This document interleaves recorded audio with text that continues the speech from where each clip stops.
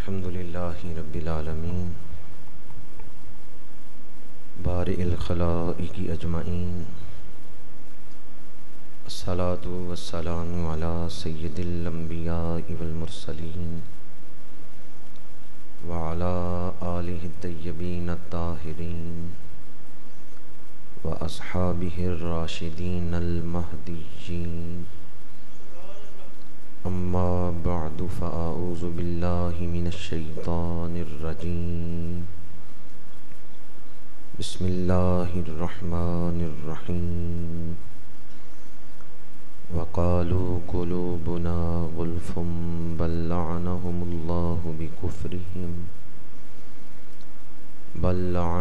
الله بكفرهم فقليلا ما يؤمنون صدق الله مولانا العظيم اللهم أرنا الحق حقا وارزقنا اتباعه وأرنا الباطل باطلا وارزقنا اجتنابه إن الله وملائكته يصلون على النبي يا أيها الذين آمنوا صلوا عليه وسلموا تسليما الصلاة والسلام عليك يا رسول الله وعلى آلك وأصحابك يا حبيب الله الصلاة والسلام عليك يا خطيب الأنبياء والمرسلين وعلى آلك وأصحابك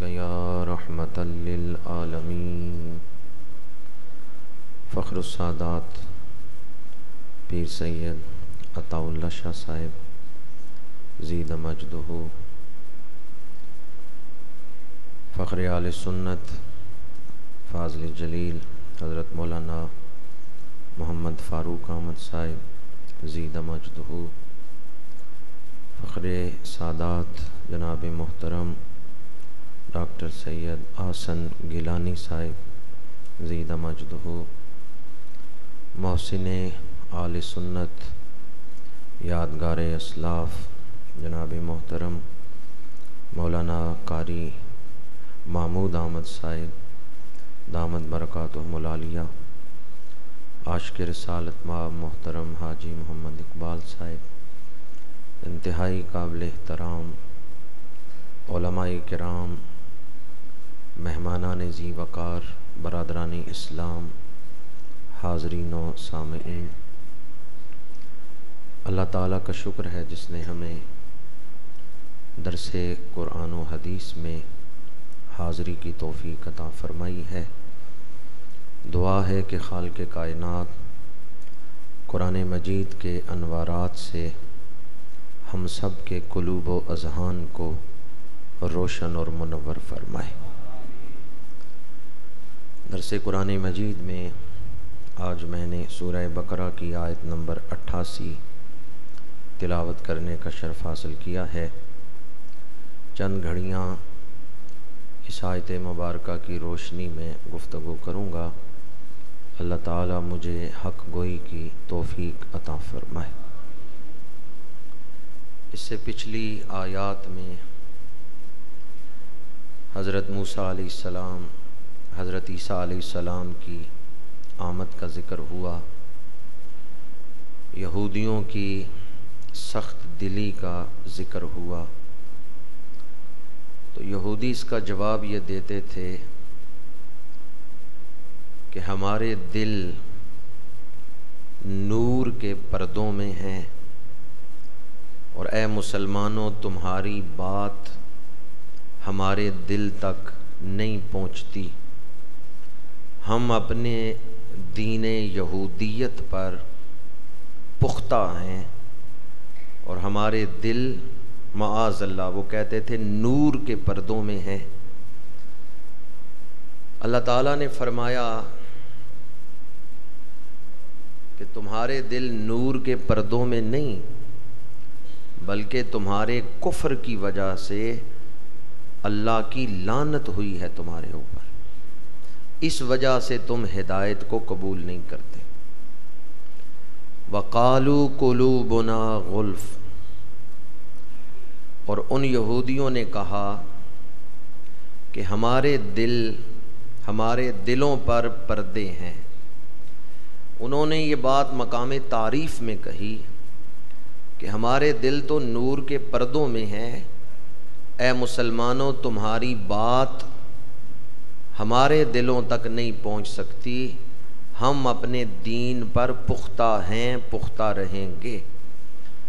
تو اللہ تعالیٰ نے فرمایا بل لعنہم اللہ بکفرہم، بلکہ اللہ نے ان پر لعنت کی ہے ان کے کفر کے سبب۔ بعض اوقات انسان تعصب کو تسلب سمجھ لیتا ہے۔ تعصب اور تسلب یہ دو مختلف کیفیتیں ہیں، حال ہیں انسانی دل کے۔ ایک ہے تعصب اور دوسرا ہے تسلب۔ تعصب یہ ہے کہ حق دیکھ کر بھی حق کو نہ ماننا اور باطل کے ساتھ کوئی تعلق ہے تو اس کو نبھانا، اور حق دیکھ کر حق کو نہ ماننا، باطل کے ساتھ جو تعلق ہے اس کو نبھانا۔ دوسرا لفظ ہے تسلب، یعنی دین پر حق پر پختہ رہنا، اور اگر کوئی حق سے ہٹانا چاہے تو حق سے نہ ہٹنا اور حق پر قائم رہنا۔ حق پر قائم رہنا یہ کیا ہے؟ تسلب۔ یہ کیا ہے؟ تسلب۔ تسلب ایک پسندیدہ صفت ہے، اور تعصب یہ بہت بڑا حجاب ہے۔ تعصب انسان کو اندھا کر دیتا ہے کہ انسان حق کو دیکھ کر بھی حق کو قبول نہیں کرتا۔ تعصب کی میں ایک مثال دے رہا ہوں، آپ نے بارہا سنا ہوگا۔ ابو جہل نے کہا تھا کہ میں حضور کو نبی مان لیتا اگر یہ میرے قبیلے سے تعلق رکھتے۔ ان کے معجزات میں نے دیکھے ہیں، ان کی شانیں میں نے دیکھی ہیں، نبوت کی صفات ان میں پائی جاتی ہیں، پر میں ان کو نہیں مانتا۔ کیوں؟ یہ میرے قبیلے سے تعلق نہیں رکھتے۔ یہ ہے تعصب۔ وہ جو جذبہ اس کے دل میں تھا اپنے قبیلے کے لیے کہ اگر میں نے حضور کو مانا تو پھر ان کے قبیلے کو عظمت مل جائے گی اور میرا قبیلہ پیچھے رہ جائے گا، یہ شیطان کا فریب تھا جس میں شیطان نے ابو جہل کو ڈال رکھا تھا۔ اسی طرح بعض اوقات انسان تعصب میں پڑ کے حق سے دور رہتا ہے، ہوتا وہ تعصب میں ہے پر سمجھتا یہ ہے کہ میں تسلب میں ہوں، میں اپنے دین پر قائم ہوں۔ اب یہودیوں نے حضور کے معجزے دیکھ لیے، حضور میں نشانیاں دیکھ لیں جو تورات کے اندر موجود تھیں، تو انہیں چاہیے تھا کہ حضور کا کلمہ پڑھ لیتے، پر وہ گمراہ رہے۔ کس وجہ سے؟ تعصب کی وجہ سے۔ تو اس کے لیے مفسرین نے لکھا ہے کہ انسان کو کسی مرد راہ داں کی تلاش کرنی چاہیے جو اسے فرق کر کے بتائے کہ تعصب کیا ہے اور تسلب کیا ہے۔ کہیں ایسا نہ ہو کہ آپ تعصب میں مبتلا ہوں اور تعصب کو تسلب سمجھ رہے ہوں۔ پہلا نقطہ جو آپ اس آیت مبارکہ کی تفسیر میں عرض کرنا چاہتا ہوں وہ یہ ہے کہ تعصب، ہٹ درمی، یہ انسان کو اللہ کی رحمت سے دور کر دیتی، یہ انسان کو حق سے دور کر دیتی۔ دوسری بات جو عرض کرنا چاہتا ہوں، ان کے دلوں میں تعصب تھا، انہوں نے حضور کو نہیں مانا، اس تعصب نے انہیں کفر تک پہنچا دیا۔ چھوٹا عیب بڑے عیب کا سبب بن جاتا ہے۔ آج اس درس قرآن سے اگر یہ ایک جملہ ہی آپ یاد رکھیں تو اس پر شخصیت کی عمارت تعمیر ہو سکتی ہے۔ چھوٹا عیب بڑے عیب کا سبب بن جاتا ہے۔ جو آدمی سگریٹ پیتا ہے وہی ہیروئن کی طرف اور نشے کی طرف چل پڑے گا، پھر وہی شراب نوشی کی طرف چل پڑے گا، اور جو سگریٹ ہی نہیں پیتا وہ اتنی جلدی نشے کی طرف نہیں آتا۔ جو آدمی بد نگاہی میں مبتلا ہوگا اندیشہ ہے کہ وہ بدکاری میں مبتلا ہو جائے۔ جو آدمی مذاق میں جھوٹ بولنے کو جائز سمجھتا ہے، پسند کرتا ہے، ممکن ہے جھوٹ بولنا اس کی عادت ہی بن جائے۔ تو چھوٹا عیب بڑے عیب کا سبب بن جاتا ہے۔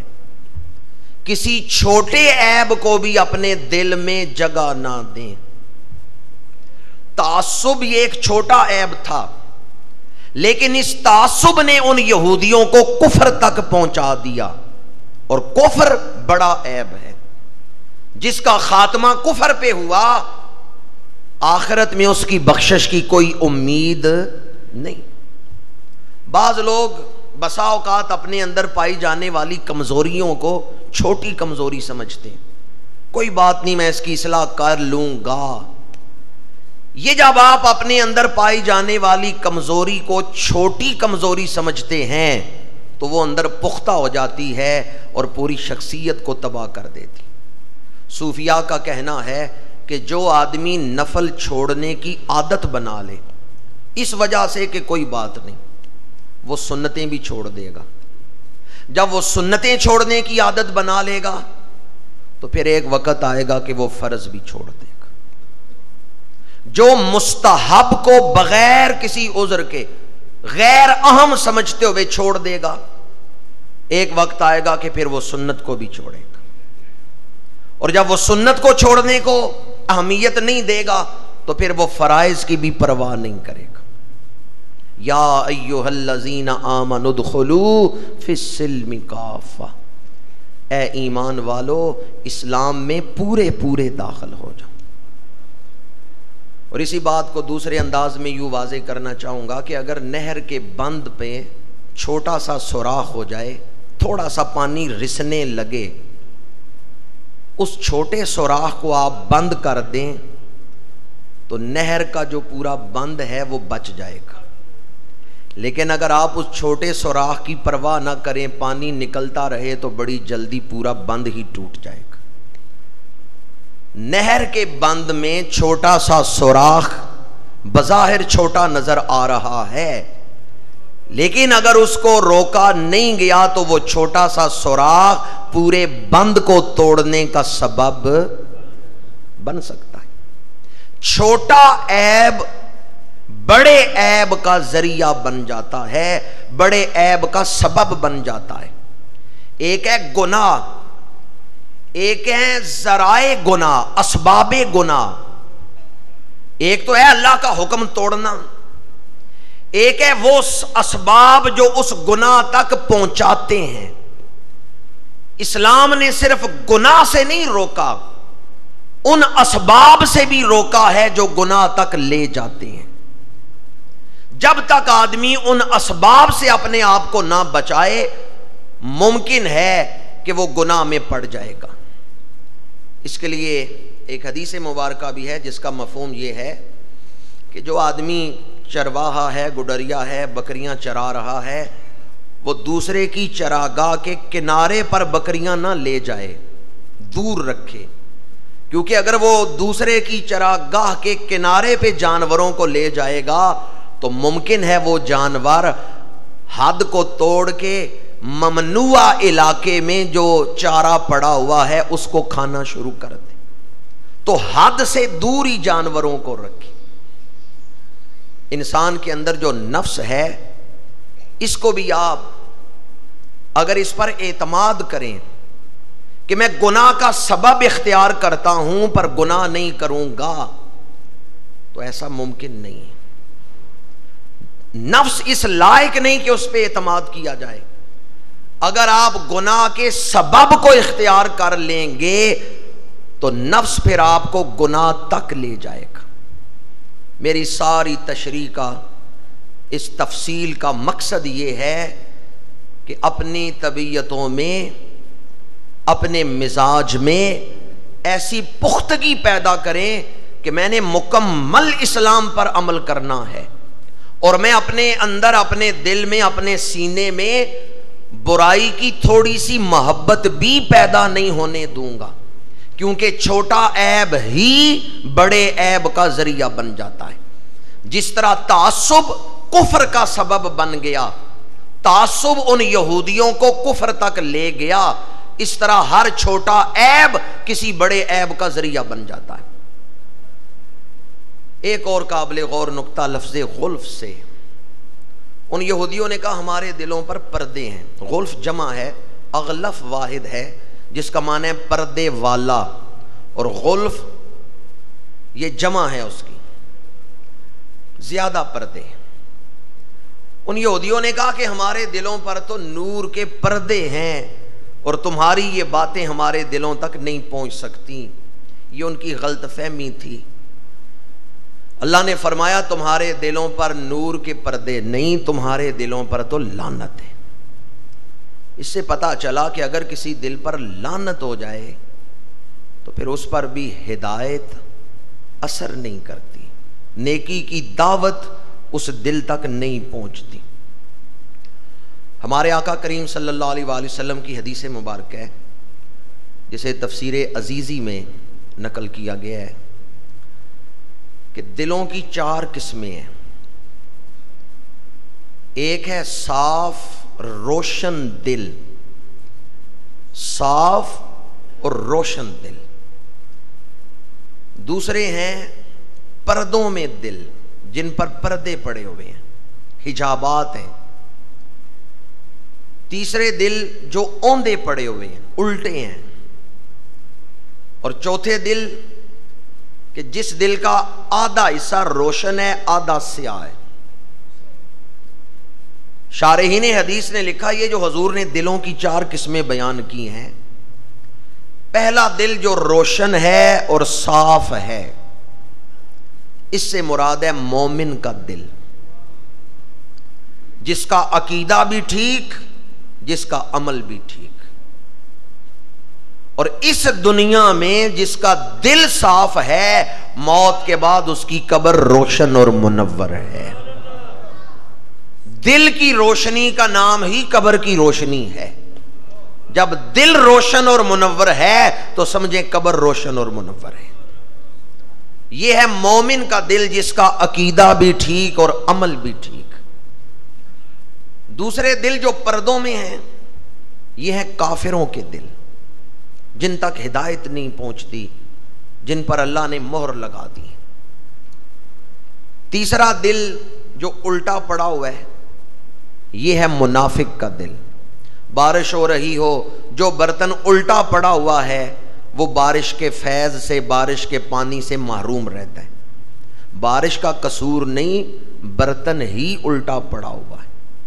تو یہ جو الٹا پڑا ہوا برتن ہے، یہ ہے منافق کا دل، جس کا دھیان ہی حق کی طرف نہیں، جس کی توجہ ہی دوسری طرف ہے، جس کا دھیان ہی دوسری طرف ہے. اور اگر حق کی طرف اسے بلائیں تو وہ حق کو جھٹک دیتا ہے، حق کو اپنے قریب نہیں آنے دیتا، جھٹک دیتا ہے، حق کو اپنے سے دور کر دیتا ہے. یہ منافق کا دل ہے. چوتھا دل آدھا حصہ روشن، آدھا حصہ سیاہ. یہ وہ شخص ہے جس کا عقیدہ ٹھیک ہے لیکن عمل ٹھیک نہیں. یہ ہے بے عمل مسلمان، بد عمل مسلمان. چونکہ اس کا عقیدہ ٹھیک ہے تو اس کا آدھا دل روشن و منور ہے، لیکن اگر عمل بھی عقیدے کے مطابق ہوتا تو پھر سارا دل ہی روشن و منور ہو جاتا. ہمیں سوچنا چاہیے کہ ہمارا شمار کس قسم کے لوگوں میں ہوتا ہے. میرے سامنے جتنے افراد بیٹھے ہیں اتنے دل میرے سامنے ہیں، کیونکہ ہر آدمی اپنے سینے میں ایک دل لیے ہوئے ہے۔ میں اگر 150-200 آدمی سے گفتگو کر رہا ہوں تو اس کا مطلب ہے میں 200 دلوں کو مخاطب کر رہا ہوں۔ ہم سارے دل رکھنے والی مخلوق ہیں۔ آنکھ اگر دیکھے نہ تو اس کا مطلب ہے کہ آنکھ خراب ہے۔ آنکھ درست اگر درست ہوتی تو یہ دیکھتی۔ کان اگر سنتے نہیں تو اس کا مطلب ہے کان بیمار ہیں۔ اگر یہ تندرست ہوتے تو یہ آواز کو صاف طریقے سے سن لیتے۔ پیر اگر چلتے نہیں تو مطلب ہے بیمار ہیں۔ ہاتھ اگر پکڑتے نہیں تو مطلب ہاتھ بیمار ہے۔ کوئی بھی عضو اگر اپنا تخلیقی مقصد پورا کر رہا ہو تو وہ تندرست ہے، ورنہ وہ بیمار ہے۔ کوئی بھی عضو جس مقصد کے لیے وہ بنایا گیا ہے اگر وہ اس مقصد کو پورا کر رہا ہے تو پھر وہ عضو تندرست ہے، اور اگر وہ اپنا تخلیقی مقصد پورا نہیں کر رہا تو اس کا مطلب ہے کہ وہ عضو بیمار ہے۔ آنکھ دیکھتی ہے تندرست ہے، نہیں دیکھتی بیمار ہے۔ اب دل اگر خوف خدا رکھتا ہے، دل اگر عشق مصطفیٰ رکھتا ہے، دل اگر فکر آخرت رکھتا ہے، دل اگر ایمان اور تقوی رکھتا ہے تو مطلب ہے کہ دل تندرست ہے۔ اور اگر دل میں خوف خدا نہیں، عشق مصطفیٰ نہیں، فکر آخرت نہیں تو اس کا مطلب ہے کہ دل بیمار ہو چکا ہے۔ آج اس درس قرآن مجید میں آئیں، اس آیت مبارکہ کی روشنی میں ہم اپنے سینوں پر، اپنے دلوں پر غور کریں کہ ہم بیمار دل لے کے تو نہیں پھر رہے، کہیں بیمار دل لے کے، اندھے اور نابینے دل لے کے تو ہم دنیا میں نہیں چل پھر رہے۔ قرآن مجید میں ہے فَإِنَّهَا لَا تَعْمَلْ أَبْصَارُ وَلَكِنْ تَعْمَلْ قُلُوبُ الَّتِي فِي الصُّدُورِ۔ لوگوں کی آنکھیں اندھی نہیں ہوتی، لوگوں کے دل اندھے ہو جاتے ہیں، اور جب دل اندھے ہو جائیں پھر آنکھوں کی روشنی کا بھی کوئی فائدہ نہیں ہوتا۔ آنکھیں اندھی ہوں تو اتنا نقصان نہیں ہوتا جتنا دل اندھا ہو تو نقصان ہوتا ہے۔ حضرت عبداللہ بن مکتوم آنکھیں اندھی تھیں، نابینے تھے، پر دل اندھا نہیں تھا، صحابی رسول تھے۔ عبداللہ بن مکتوم جو حضور پر ایمان لائے، حضور کی محفل میں ادب سے بیٹھتے تھے، ان کا دل روشن ہے، منور ہے، دل اندھا نہیں۔ اور ابو جہل سر کی آنکھوں میں نور ہے پر دل اندھا ہے۔ آنکھیں اندھی ہوں تو اتنا نقصان نہیں ہوتا، دل اندھا ہو تو انسان کی زندگی تباہ و برباد ہو جاتی۔ اب اگر دل سخت ہو چکا ہو تو دل کو نرم کیسے کیا جا سکتا ہے؟ ہمارے آقا کریم صلی اللہ علیہ وآلہ وسلم کی حدیث مبارکہ ہے لِكُلِّ شَيْءٍ سَقَالَةٌ وَسِقَالَةُ الْقُلُوبِ ذِكْرُ اللَّهِ۔ ہر چیز کو چمکانے والی کوئی چیز ہوتی ہے، کوئی ایسی شے ہوتی ہے جس سے برتنوں کو دھو کے ان کو چمکا دیا جاتا ہے۔ حضور نے فرمایا دلوں پہ میل جم جائے تو اس میل کو اتار کے دلوں کو چمکانے والی چیز اللہ کا ذکر ہے۔ جو اللہ کا ذکر کرتا ہے اس کا دل روشن اور منور ہو جاتا ہے۔ دلوں کو چمکانے والی کون سی چیز ہے؟ اللہ کا ذکر۔ ایک دوسری حدیث میں حضور نے فرمایا الدنیا وما فیہا ملعونۃ الا ذکر اللہ وما والاہ، او کما قال علیہ الصلوۃ والسلام۔ حضور نے فرمایا دنیا اور جو کچھ اس میں ہے وہ ملعونہ ہے، ہاں اللہ کا ذکر اور ذکر کے ساتھ جو جو چیز نسبت رکھتی ہے وہ بڑی شان والی چیز ہے۔ یعنی اس دنیا میں اگر کوئی قابل تعریف چیز ہے تو اللہ کا ذکر قابل تعریف ہے، اور ذکر سے نسبت رکھنے والی چیزیں قابل تعریف ہیں۔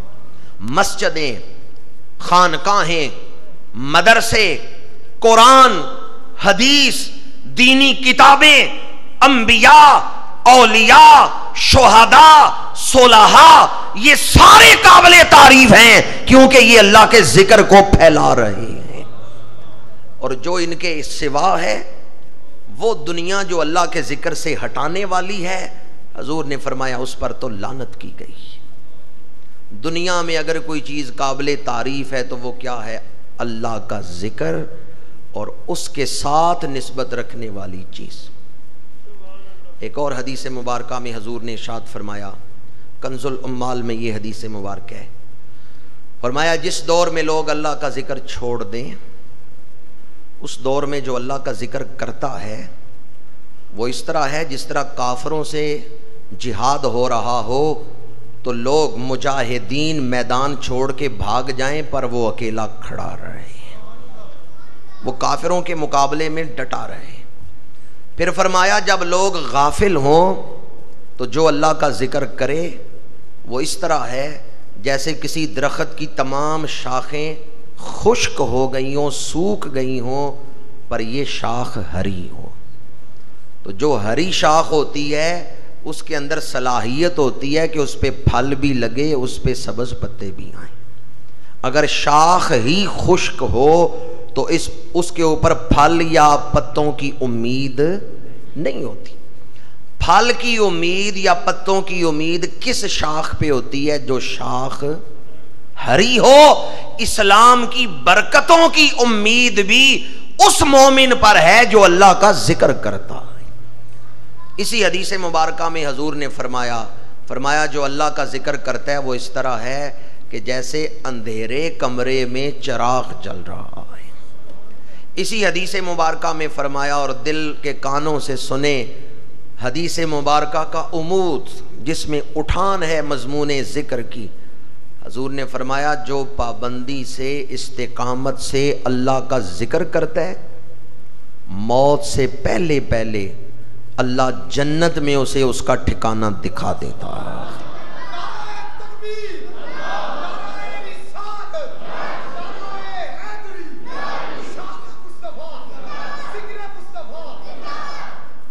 فرمایا جو اللہ کا ذکر استقامت سے کرتا ہے، موت سے پہلے پہلے اللہ تعالیٰ اسے جنت میں اس کا مقام دکھا دیتا ہے۔ تو اللہ کا ذکر بڑی برکتیں رکھتا ہے، یہ ایک پورا الگ عنوان ہے۔ میں نے ضمن میں ذکر کیا اس مضمون کو کہ دلوں کو نرم کرنے کے لیے، دلوں کی میل اتارنے کے لیے، دلوں میں سمجھ بوجھ کی صلاحیت پیدا کرنے کے لیے اللہ کا ذکر نسخہ کیمیا ہے۔ جانتے ہیں نسخہ کیمیا کسے کہتے ہیں؟ جو مٹی کو سونا بنا دیتا ہے۔ نسخہ کیمیا کیا ہے؟ جو مٹی کو سونا بنا دیتا ہے، اور یہ اللہ کا ذکر وہ نسخہ کیمیا ہے جو بیمار روحوں کو تندرست کر کے روشن و منور کر دیتا ہے، اللہ کے قرب کے لائق انہیں بنا دیتا ہے۔ والا ذکر اللہ اکبر، فرمایا اللہ کا ذکر بہت بڑا خزانہ ہے۔ اللہ کا ذکر مختلف صورتیں ہیں اس کی، نماز بھی اللہ کا ذکر ہے، اقیم الصلاۃ لذکری، قرآن کی تلاوت بھی اللہ کا ذکر ہے، درود شریف بھی اللہ کا ذکر ہے، اللہم صلی علی محمد تو اللہ کا ذکر ہو رہا ہے، صلی اللہ علی حبیبہ اللہ کا ذکر ہو رہا ہے، رسول اللہ کا ذکر بھی اللہ کا ذکر ہے، چونکہ حضور کون ہیں؟ محمد الرسول اللہ۔ اولیاء اللہ کا ذکر بھی اللہ کا ذکر ہے، کیونکہ ہم اللہ کی وجہ سے ان کا ذکر کر رہے ہیں۔ اگر وہ اللہ کے ولی نہ ہوتے تو ہم ان کا ذکر نہ کرتے۔ ایک ہے مجرد اللہ کا ذکر، اللہ اللہ اللہ، اسم ذات کا ذکر۔ ایک ہے قرآن کی تلاوت، کلام الہی کا ذکر۔ ایک ہے نماز کی ادائیگی۔ ایک ہے تبلیغ۔ تقریر کرنا، تقریر سننا، یہ دونوں اللہ کے ذکر ہیں. میں اللہ کا ذکر کر رہا ہوں، آپ اللہ کا ذکر سن رہے ہیں. اس وقت ہم مجلس ذکر میں بیٹھے ہوئے ہیں. ایک تو اللہ کے ذکر کی اعلیٰ ترین کیفیت ہے نا کہ اس میں اعظم کا ذکر کرنا، اللہ اللہ کرنا. ایک ہے وہ تمام اذکار جو اللہ کی طرف مائل کرتے ہیں، جو اللہ کے دربار میں لے آتے ہیں، وہ ذکر بھی اللہ کا ہی ذکر ہے. قرآن کی تلاوت، حدیث پاک کی تلاوت، انبیاء کا ذکر، اولیاء کا ذکر، شہداء کا ذکر، یہ تمام ذکر حقیقت میں اللہ کا ذکر ہے. تو جو اللہ کا ذکر کرتا ہے اس کا مردہ دل زندہ ہو جاتا ہے. حضرت امام جعفر صادق رضی اللہ تعالیٰ عنہ کی بارگاہ میں ایک پریشان حال شخص آیا، اپنی داستان سنائی، دکھی تھا، پریشان تھا، غمگین تھا. اس نے کہا نگاہ کرم فرمائیں کہ مجھے راستہ بتائیں کہ میں ان دکھوں سے نکل آؤں. فرمایا تو نے کبھی اپنے رب کو نہیں پکارا؟ فرمایا 5 دفعہ ایک سانس میں کہو ربنا ربنا ربنا ربنا ربنا. فرمایا سانس توڑے بغیر مسلسل 5 دفعہ یہ پکارو ربنا، اور دل کی گہرائیوں سے پکارو. اگر مسلسل یہ ذکر کرو گے 5 دفعہ ربنا کہہ کے، پھر اپنا غم، اپنی پریشانی بیان کرو، اللہ تعالیٰ تمہارے اس غم کو، اس پریشانی کو دور فرما دے گا. تو اللہ تعالیٰ کا ذکر دکھوں اور پریشانیوں سے نجات کا وظیفہ. آج جو دلوں کی اصلاح کے حوالے سے میں عرض کر رہا ہوں تو بہت بڑا وظیفہ ہے اللہ کا ذکر. دوسرا وظیفہ جو دلوں کی نرمی کے لیے اور سختی دور کرنے کے لیے ہمارے آقا کریم صلی اللہ علیہ وآلہ وسلم نے عطا فرمایا لذتوں کو توڑ دینے والی چیز موت کو کثرت سے یاد کرو. موت کو یاد کرنے سے بھی مردہ دل زندہ ہو جاتے ہیں، دلوں کی سختی دور ہو جاتی. اور ایک حدیث مبارکہ میں ہے کہ جو روزانہ 20 دفعہ موت کو یاد کرے اللہ تعالیٰ اسے اعزازی شہادت کا رتبہ عطا فرما دیتا ہے. جب وہ اس دنیا سے جائے گا، چاہے اپنے گھر بیماری سے ہی فوت ہو، اس کا نام اعزازی شہیدوں کی فہرست میں لکھ دیا جائے گا. ایک صحابی حضور کی بارگاہ میں حاضر ہوئے، یا رسول اللہ صلی اللہ علیہ وسلم میرا دل سخت ہو گیا ہے، حضور کوئی وظیفہ عطا فرمائے. اب حضور چاہتے نگاہ کرم کرتے دل نرم ہو جاتا، اور ایسے بھی حضور نے کیا ہے، کئی حدیثیں ملتی. پر چونکہ آقا کریم نے پورا دین عطا فرمانا ہے، اس لیے کسی موقع پہ فرمایا اللہ کا ذکر کرو دل نرم ہو جائے گا، کسی موقع پہ فرمایا موت کو یاد کرو دل نرم ہو جائے گا، کسی موقع پہ وظیفہ کوئی نہیں دیا، بس نظر کی ہے دل نرم ہو گیا ہے.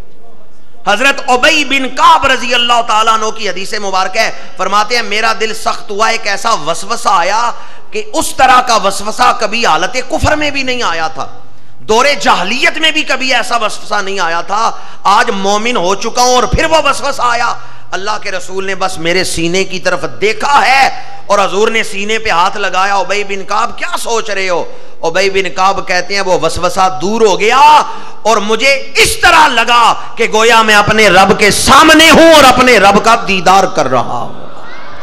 تو توجہ کر کے بھی حضور نے دل نرم کیے، جس طرف اٹھ گئی دم میں دم آ گیا اس نگاہ عنایت پہ. آج صحابی پوچھ رہے ہیں یا رسول اللہ مجھے کوئی وظیفہ عطا فرمائے، میرا دل سخت ہے نرم ہو جائے. تو حضور نے اس موقع پر 2 وظیفے عطا فرمائے. فرمایا جاؤ کسی یتیم کے سر پہ ہاتھ رکھو. جب کسی یتیم کے سر پہ ہاتھ رکھو گے تمہارا دل نرم ہو جائے گا. اور دوسرا وظیفہ عطا فرمایا جاؤ کسی بھوکے کو کھانا کھلاؤ. وہ بھوکا جسے کھانا نہیں مل رہا، جب تم اسے کھانا کھلاؤ گے اس کے دل سے تمہارے لیے دعا نکلے گی، وہ تمہارے لیے خوش ہوگا، خوش ہو کے تمہیں دعا دے گا. وہ دعا تمہارے اندر سے نحوستیں ختم کر دے گی، وہ دعا تمہیں اللہ کے قریب کر دے گی۔ اس حدیث مبارکہ میں حضور نے دل کی نرمی کے لیے 2 وظیفے عطا کی۔ ایک وظیفہ یہ دیا کہ یتیموں کے سر پہ ہاتھ رکھو، اور دوسرا وظیفہ عطا فرمایا کسی بھوکے کو کھانا کھلاؤ۔ آج 7 رجب المرجب ہے، کل 6 رجب کا دن گزرا۔ ہم سب کے محسن ہیں خواجہ خواجگاں خواجہ معین الدین چشتی اجمیری رحمۃ اللہ تعالی علیہ۔ آپ کو حکم رسول ہوا ہے اور آپ آئے ہیں اجمیر شریف۔ یہ ہندوؤں کا مرکز تھا، تو یہاں بیٹھ کے آپ نے اسلام کا پرچم بلند کر دیا۔ ہمارے لیے تو آج مسلم معاشرے میں دین کا کام کرنا مشکل ہے۔ ہم تو اپنے گھر اپنے مسلمان بچوں کو نمازی نہیں بنا سکے، اس شخص کی ہمت کتنی ہے جو دشمنوں کے شہر میں آئے، کوئی ایک مسجد وہاں نہیں، کوئی ایک مدرسہ وہاں نہیں، عالم کفر ہے، اور ہندوؤں کا دارالخلافہ تھا اجمیر، پر حضرت خواجہ معین الدین چشتی اجمیری وہاں بیٹھے، دشمنوں کو کلمہ پڑھایا ہے، عظمت اسلام کا مینار قائم کر دیا ہے۔ آپ نے تبلیغ کا انداز کیا اختیار فرمایا، وہ میرے موضوع سے متعلق ہے۔ آپ نے فرمایا اجمیر میں اگر کوئی بھوکا شخص ہو جس کے گھر شام کے وقت کھانا نہ پکے، تو وہ رات کو بھوکا نہ سوئے، میرے ڈیرے پہ آ جائے، معین الدین اسے کھانا کھلا کے سلائے گا۔ فرمایا آج کے بعد اجمیر میں کوئی بھوکا شخص نہیں سوئے گا، اگر کسی کے گھر شام کے وقت کھانا نہیں تو وہ میرے ڈیرے پہ آ جائے، میں اسے کھانا کھلاؤں گا۔ میں قربان جاؤں اللہ والوں کی مقبولیت پر۔ دنیا میں ہم نے دیکھا کوئی دنیا دار سخی ہو تو جب تک وہ دنیا میں ہے سخاوت کرتا ہے، دنیا میں چلے جائیں اس کی وہ ریت اس کی وہ روایت قائم نہیں رہتی، پر اللہ والوں کے آستانوں پہ جا کے دیکھیں، 950 سال ہو گئے حضرت داتا صاحب کو دنیا سے پردہ کیے ہوئے، لنگر آج بھی چل رہا، لنگر بند نہیں ہوا، بھوکھوں کو کھانا آج بھی وہاں کھلایا جا رہا ہے۔ اور اس گناہگار نے اجمیر شریف حاضری دی ہے، اور شریف کے دنوں میں جائیں تو دربار شریف سے کلومیٹر پیچھے ہی روک دیا جاتا ہے کہ آگے رش ہے، کچھ رش کم ہو لے تو پھر آپ کو راستہ ملے گا۔ اس قدر ہجوم، ملک کافروں کا اور اللہ والوں کے ڈیروں پہ رونقیں اسی طرح ہیں، لاکھوں لوگ حاضری دے رہے ہیں اور لنگر آج بھی چل رہا ہے، جبکہ خواجہ صاحب کو صدیاں ہو گئیں دنیا سے پردہ فرمائے ہوئے۔ ایک اعلان تو آپ نے اخلاق عالیہ کا پیغام، ہمارے صوفیاء نے اپنے اخلاق سے دین پھیلایا۔ ایک تو آپ کا اعلان تھا کہ جو کوئی بھوکا ہے وہ میرے ڈیرے پہ آ جائے، بھوکا نہیں سوئے گا، کھانا کھا کے سوئے گا۔ اور دوسرا اعلان، برہمن اور شودر، چھوت چھات ذات پات میں مبتلا تھے، وہ دور ایسا تھا۔ آج کل بھی کہیں کہیں یہ بات موجود ہے، یہ اونچی ذات کا ہے، یہ گھٹیا ذات کا ہے، تو جن کی ذات کے حوالے سے لوگ کہتے ہیں یہ گھٹیا ذات کیا، ان سے نفرت کرتے ہیں، حالانکہ اسلام میں اس چیز کی کوئی حیثیت نہیں۔ ان اکرمکم عند اللہ اتقاکم، اسلام تو یہ کہتا ہے کہ جو زیادہ تقوی والا ہے وہ زیادہ عزت والا ہے۔ عزت کا معیار کیا ہے؟ عزت کا معیار کیا ہے؟ تقوی۔ اس دور میں برہمن شودروں سے نفرت کرتے۔ شودر جو ہیں یہ گھروں میں نوکر تھے، ملازم تھے۔ اگر کوئی شودر کسی برہمن کے کھانے والے برتن کو ہاتھ لگا لیتا تو اس شودر کا ہاتھ ہی کاٹ دیا جاتا تھا۔ شودر نے اگر کسی برہمن کے کھانے والے برتن کو ہاتھ لگا لیا ہے تو اس شودر کا ہاتھ کاٹ دیا جاتا۔ نفرت کی جاتی تھی نچلی ذات والوں سے۔ پر حضرت خواجہ معین الدین چشتی اجمیری رحمۃ اللہ تعالی علیہ کی سیرت یہ تھی، میلے کپڑوں والے لوگ آتے ہیں، گندے کپڑے، جسم پہ میل جمی ہوئی ہے، شودر ہیں، پر خواجہ معین الدین چشتی اجمیری کہتے ہیں یہ میرے رب کی مخلوق ہے اور سینے سے لگا لیتی ہے. جنہیں کہیں سے پیار نہیں ملتا انہیں اللہ والے پیار کر رہے ہیں. حضرت خواجہ معین الدین چشتی اجمیری نے محبتیں بانٹی ہیں. آپ کے خلیفوں کے خلیفہ، آپ کے خلیفہ تھے حضرت خواجہ قطب الدین بختیار کاکی، ان کے خلیفہ حضرت بابا فرید الدین مسعود گنج شکر. انہوں نے جب لنگر قائم کیا تو اپنے بھانجے حضرت علی احمد صابر کلیری سلطان العاشقین رحمۃ اللہ علیہ کی ڈیوٹی لگائی لنگر پر. تو فرمایا جب کھانا تقسیم کرو تو یہ نہ دیکھنا دوست کون ہے دشمن کون ہے، اپنا کون ہے بیگانہ کون ہے. میرے دسترخوان پر اگر کوئی دشمن بھی آ گیا تم نے اس کو بھی کھانا کھلانا ہے. فرمایا کھانا کھلانے سے پہلے یہ نہ پوچھنا تمہاری ذات کون سی ہے، تم کہاں سے آئے ہو. دشمن سمجھ کے کسی کو دسترخوان سے اٹھا نہ دینا. جو بھی ہمارے دسترخوان پہ آ کے بیٹھ جائے تمہارا کام ہے اس کو کھانا کھلا دینا. اللہ والوں نے اس طرح محبتیں بانٹیں تو دشمن بھی آ کے ان کے قدموں میں گرے. انہوں نے کہا یہ دین ہی سچا دین ہے جو انسانیت کا احترام کر رہا ہے. اور آج ہماری حالت کیا ہے؟ ہم تو اپنے مسلمان بھائیوں کے ساتھ اچھا سلوک نہیں کرتے، ہم تو اپنی مسلمان بہنوں کے ساتھ اچھا سلوک نہیں کرتے. حضرت خواجہ خواجگاں کہ عرس پاک کے حوالے سے یہ پیغام آپ کی خدمت میں عرض کر رہا ہوں. کسی کو، کسی محتاج کو، کسی مسکین کو، کسی ضرورت مند کو کھانا کھلانا یہ اتنی بڑی نیکی ہے کہ جو کھانا کھلاتا ہے اس کا دل نرم ہو جاتا ہے. اور پتہ ہے دل کیوں نرم ہوتا ہے؟ کہ اللہ کی اس پہ نظر کرم ہوتی ہے. اللہ خوش ہو کے اس دل کی طرف دیکھتا ہے. جہاں پانی ملتا ہے وہاں اگر آپ کسی کو پانی کا پیالہ دیں، پانی وہاں موجود ہے، کوئی مشکل نہیں، آپ پانی کا گلاس پلا دیتے ہیں تو ایک غلام آزاد کرنے کا ثواب مل جاتا ہے. اور جہاں پانی نہیں ملتا، دور دور تک پانی دستیاب نہیں، وہاں اگر آپ کسی پیاسے کو پانی پلاتے ہیں تو پوری انسانیت کو مرنے سے بچانے کا ثواب اللہ آپ کو عطا فرما دے گا.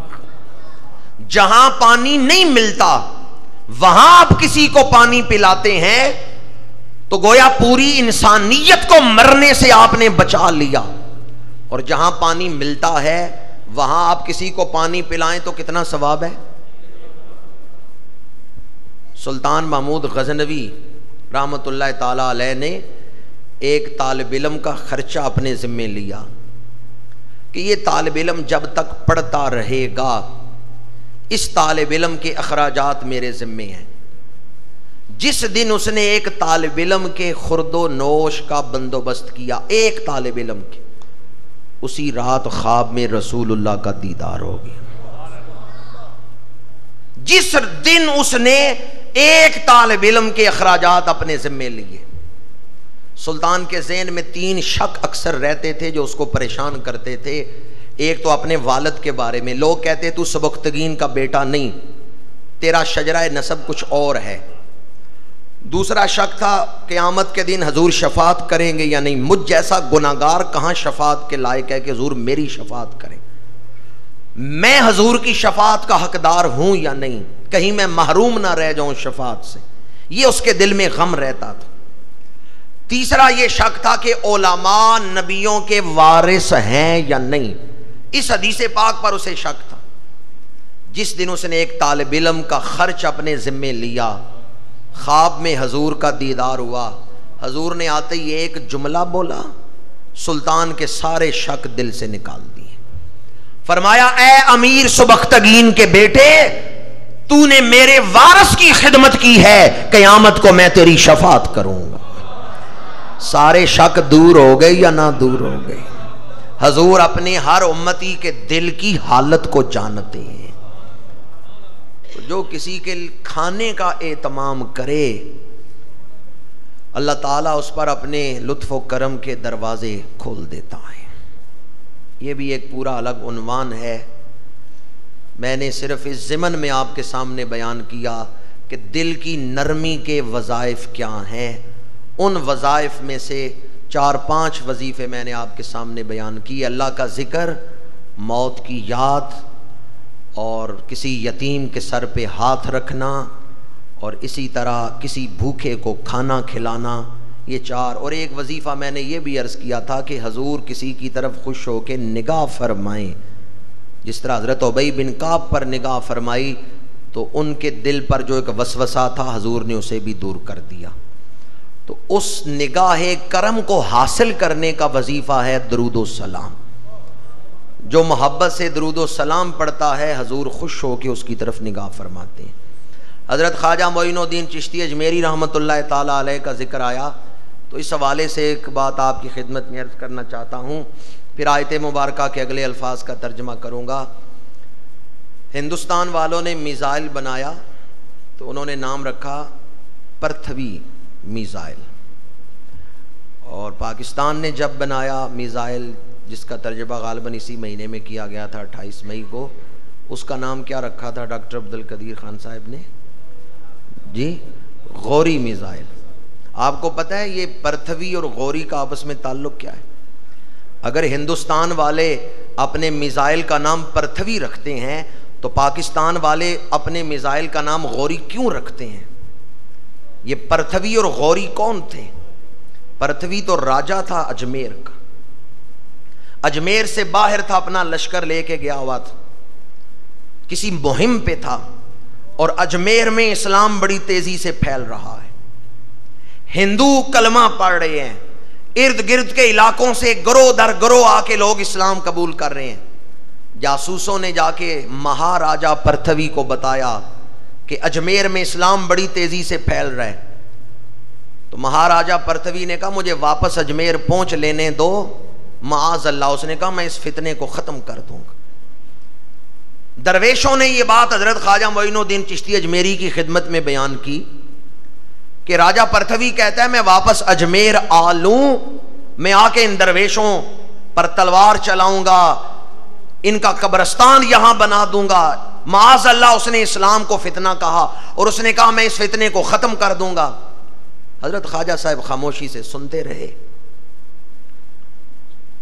چند دن بعد درویش پھر عرض کرتے ہیں حضور راجہ پرتھوی نے یہ بات کی ہے اور اب تو وہ اجمیر کے قریب پہنچ گیا، واپس آ رہا ہے، اس نے واپسی کا سفر شروع کر دیا ہے.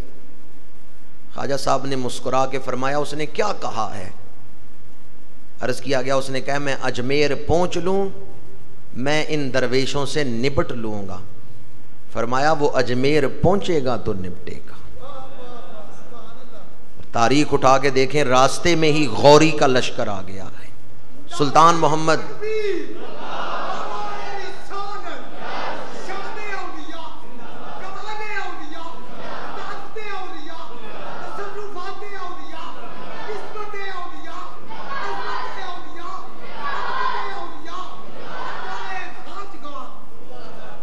آپ نے فرمایا اس نے کہا میں واپس پہنچ لوں اجمیر تو نپٹ لوں گا.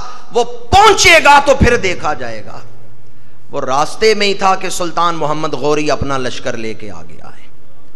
سلطان محمد غوری اور راجہ پرتھوی کا مقابلہ ہوا ہے. یہ زندہ گرفتار ہو گیا اور اس سے پہلے خواجہ صاحب نے فرمایا تھا کہ میں نے اسے زندہ گرفتار کر کے محمد غوری کے سپرد کر دیا ہے. اس جنگ میں پرتھوی مارا گیا، گرفتار ہوا، مذاکرات ہوئے، اسلام پیش کیا گیا، اس نے انکار کیا، قتل کر دیا گیا.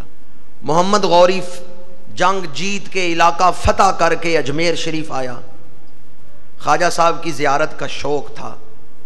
جو ہی آپ کو دیکھا تو زمین پیروں کے نیچے سے نکل گئی کہ یہ تو وہی درویش ہیں جنہوں نے خواب میں مجھے حکم دیا تھا کہ اس علاقے پر حملہ کر، اور یہ تو وہی بزرگ ہیں کہ جب جنگ میں گھبراتا تھا میرے ساتھ والے گھوڑے پہ تو یہی بیٹھے ہوئے تھے، اور میں اس وقت انہیں پہچان نہیں پاتا تھا کہ یہ کون ہیں. ادھر اجمیر میں بیٹھے ہوئے ہیں، ادھر جنگ میں میرا ساتھ دے رہے تھے. محمد غوری آپ کے قدموں میں گرا. اب مجھے بتائیں جب پرتھوی اور محمد غوری ٹکرائے تھے تو کامیاب کون ہوا تھا؟ اس لیے پاکستان والوں نے پھر پرتھوی کے مقابلے میں میزائل بھی غوری بنایا ہے۔ اگر انڈیا والوں کو پرتھوی سے بڑی محبت ہے تو مسلمانوں کو بھی محمد غوری کا جذبہ یاد ہے۔ اور جس طرح تاریخ کے اس میدان میں خواجہ معین الدین چشتی اجمیری رحمۃ اللہ تعالی علیہ کے روحانی تصرفات، پرتھوی ناکام ہوا اور محمد غوری کامیاب ہوا، انشاءاللہ پاکستان کا جھنڈا بھی ہمیشہ سر بلند ہی رہے گا۔ حضرت خواجہ معین الدین چشتی اجمیری رحمۃ اللہ تعالی علیہ کی روح پاک کو آج ہم درس قرآن کے اختتام پر ایصال ثواب بھی کریں گے، اس لیے میں نے یہ آپ کا قدر ذکر کیا ہے کہ آپ ہم سب کے محسن ہیں۔ آپ یہاں اسلام لے کے آئے ہیں اور یہاں آپ نے عظمت مصطفیٰ کے جھنڈے گاڑے ہیں۔ بڑے بڑے اولیاء آپ کے دروازے کے سائل ہیں۔ آپ کے لیے غوث قطب کا لفظ نہیں بولا جاتا، غوث قطب تو آپ کے دروازے کے سائل ہیں۔ غوث قطب تو خواجہ معین الدین چشتی اجمیری کے دروازے کے سائل ہیں۔ آپ کے دروازے سے غوثیت و قطبیت لوگوں کو عطا کی گئی ہے۔ خواجہ خواجگاں حضرت خواجہ معین الدین چشتی اجمیری رحمۃ اللہ تعالی علیہ کی تعلیمات کا ایک پہلو میں نے آپ کے سامنے بیان کیا، کمزور لوگوں سے محبت کرنا، پسے ہوئے لوگوں سے محبت کرنا، اور وہ جن کے کپڑے میلے اور جسم پہ میل ہے انہیں بھی اپنے سینے سے لگانا، یہ درس محبت ہمیں صوفیاء نے دیا۔ اس دور میں اللہ تعالی ہمیں اپنے اسلاف کی تعلیمات کو زندہ کرنے کی توفیق عطا فرمائے۔ آیت مبارکہ کے اگلے الفاظ، اب تک تو دل کے حوالے سے میں نے گفتگو کی، اس کی سختی اور اس کو نرم کرنے کا وظیفہ۔ آگے اللہ تعالیٰ نے یہودیوں کے بارے میں فرمایا بل لعنہم اللہ بکفرہم، بلکہ اللہ نے ان پر لعنت کی ان کے کفر کے سبب سے، یعنی پیدائشی طور پہ وہ لعنت کے مستحق نہیں، ان کے کفر نے انہیں لعنت کا مستحق بنایا ہے۔ یہ جو ان کا کفر ہے یہ سبب ہے اس لعنت کا۔ لعنت کیا ہے؟ لعنت کا لفظی معنی ہے دور کرنا۔ جب لعنت کی نسبت اللہ کی طرف ہو کہ اللہ نے لعنت فرمائی تو اس کا مطلب یہ ہے اللہ نے اس شخص کو اپنی رحمت سے دور کر دیا، اور جب لعنت کی نسبت فرشتوں کی طرف ہو یا بندوں کی طرف ہو کہ فرشتوں کی لعنت اس شخص پر یا بندوں کی لعنت لوگوں کی طرف سے لعنت اس شخص پر، تو اس کا مطلب یہ ہے کہ بندے یا فرشتے اس ملعون کے لیے بد دعا کرتے ہیں کہ یا اللہ اسے اپنی رحمت سے دور کر دے۔ ملعون کون ہے؟ جو اللہ کی رحمت سے دور ہے۔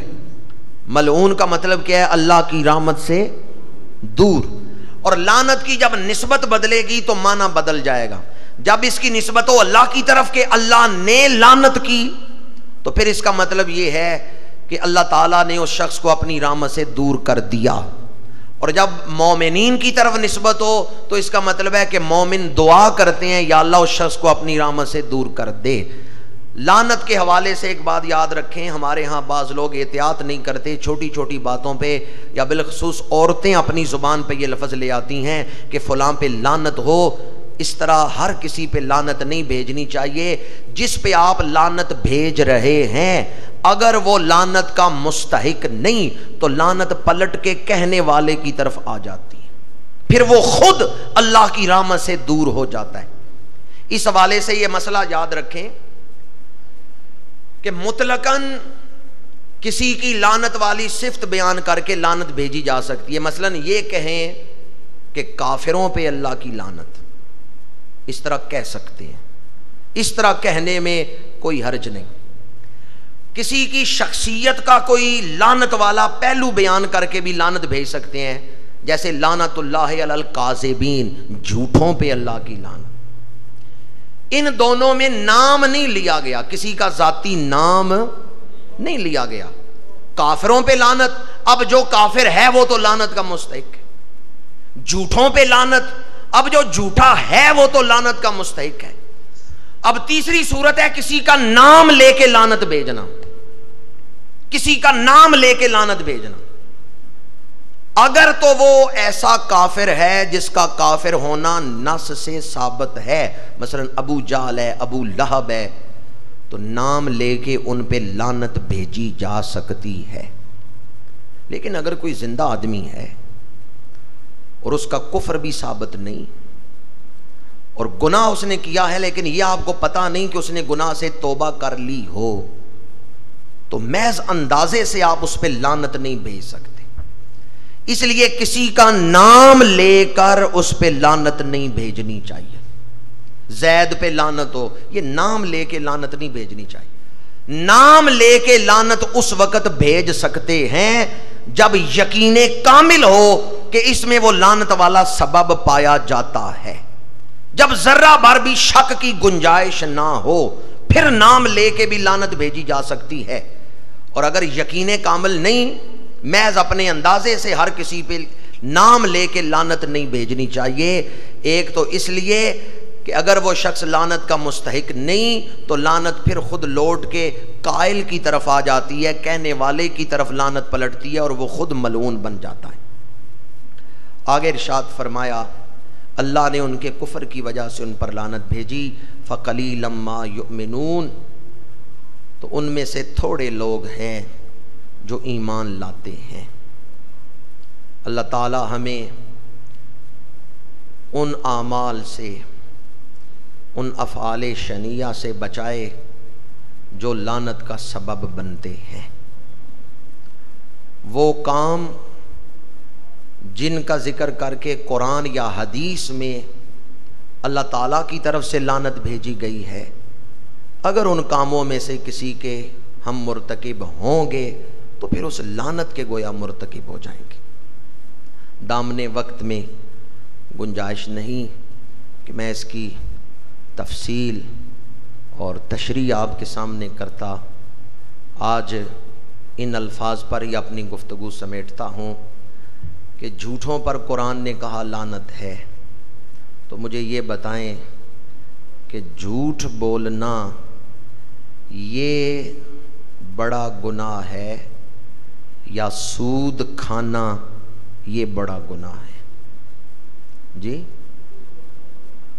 سود کھانا جھوٹ کی نسبت زیادہ شدت والا گناہ ہے، کیونکہ جھوٹ پہ لعنت تو ہے لیکن اللہ کی طرف سے اعلان جنگ نہیں.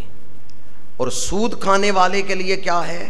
فَأْذَنُوا بِحَرْبٍ مِّنَ اللَّهِ وَرَسُولِهِ، اللہ اور اس کے رسول کی طرف سے اعلان جنگ.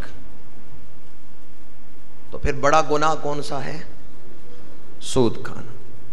بس گفتگو سمیٹ رہا ہوں، اگر دل کے کانوں سے سنیں تو ایک بہت بڑا حشر کا میدان ہے جس میں اس وقت ہم کھڑے ہیں اور ہماری توجہ نہیں اس طرف. پچھلے دنوں الیکشن تھے، امیدوار بڑی امیدیں دلاتے رہے کہ جی ہم آئیں گے تو مہنگائی ختم ہوگی، لوڈ شیڈنگ ختم ہوگی، بے روزگاری ختم ہوگی.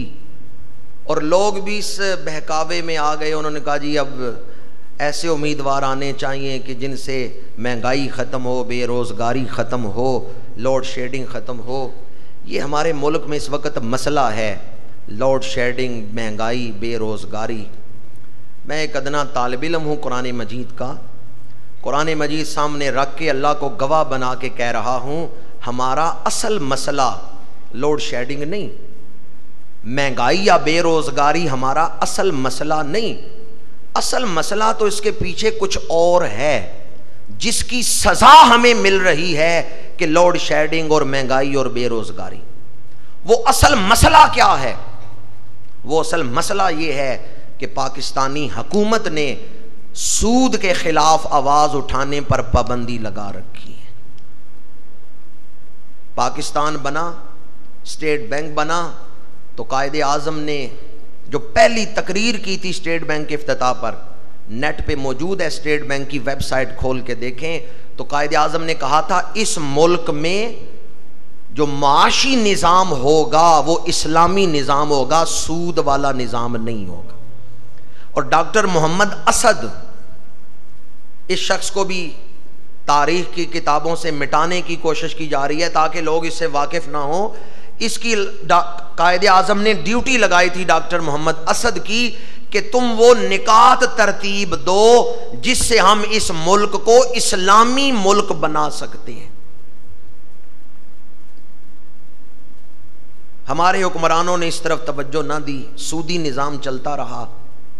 1981 میں ضیاء الحق صاحب نے وفاقی شرعی عدالت بنائی، پر اس پر پابندی لگائی کہ 10 سال تک وفاقی شرعی عدالت سود کے بارے میں کیس پر بحث نہیں کر سکتی۔ 1991 میں وہ پابندی ختم ہوئی، سود پر بحث ہوئی، وفاقی شرعی عدالت نے کہا جی سودی نظام ملک سے ختم ہونا چاہیے۔ حکومت نے سٹے لی 1991 سے 1999 تک، 23 دسمبر 1999 تک کیس چلتا رہا۔ سپریم کورٹ نے 23 دسمبر 1999 کو فیصلہ دیا کہ پاکستان میں جو بینکنگ کا نظام ہے یہ سودی نظام ہے، یہ ختم ہو اور 6 مہینے کے اندر اندر اسلامی بینک شروع کیا جائے۔ کتنے مہینے کا وقت دیا سپریم کورٹ نے؟ مشرف صاحب کی حکومت تھی، انہوں نے یو بی ایل کو آگے لگایا، سپریم کورٹ کے اس فیصلے کے خلاف انہوں نے کیس کیا، بحث ہوتی رہی، اور پھر غالباً 24 جون تھی، 24 جون 2002 جب یہ فیصلہ سنایا گیا۔ بہرحال جون 2002 میں یہ فیصلہ سنایا گیا کہ سپریم کورٹ کو یہ حق نہیں پہنچتا وہ حکومت کو کہے کہ سودی نظام ختم کرو، اس ملک میں سودی نظام ہی رہے گا، یہ قومی اسمبلی کا مسئلہ ہے وہ اس کو ختم کرے یا نہ کرے، سپریم کورٹ کو اس پر کوئی حق نہیں۔ بحث ختم ہوگی، فیصلہ ہو گیا۔ 2002 سے لے کے آج تک کتنے سال ہو گئے ہیں جی؟ 11 سالوں میں کسی مسلمان تنظیم نے آواز اٹھائی ہے کہ جی اس ملک میں سودی نظام ختم ہونا چاہیے؟ ان الیکشنوں میں کسی نے مطالبہ کیا ہے کہ ہم ووٹ اسے دیں گے جو اللہ اور اس کے رسول سے جنگ نہیں کرے گا؟ سود جنگ ہے، یہ تو میں قرآن سے آپ کو کھول کے دکھا سکتا ہوں، اور زبانی آیت پڑھ رہا ہوں، حفاظ بیٹھے ہیں، اگر میں غلط پڑھوں تو میری تصحیح کر دیں۔ قرآن مجید سورہ بقرہ میں اللہ تعالیٰ نے ارشاد فرمایا یا ایھا الذین آمنوا اتقوا اللہ وذروا ما بقی من الربا ان کنتم مؤمنین، اور اگلی آیت میں فرمایا فإن لم تفعلوا فأذنوا بحرب من اللہ ورسولہ، اگر تم سود نہیں چھوڑتے تو اللہ اور اس کے رسول کے ساتھ جنگ ہے۔ کس سے جنگ ہے؟ ڈر کے کیوں بول رہے ہیں؟ کس سے جنگ ہے؟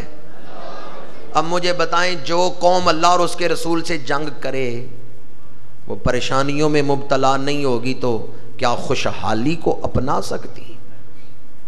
ہمارا اصل مسئلہ یہ ہے کہ ہم اللہ اور اس کے رسول سے جنگ کر رہے ہیں اور اس طرف کسی کا دھیان ہی نہیں کہ یہ کام کرنے والا ہے۔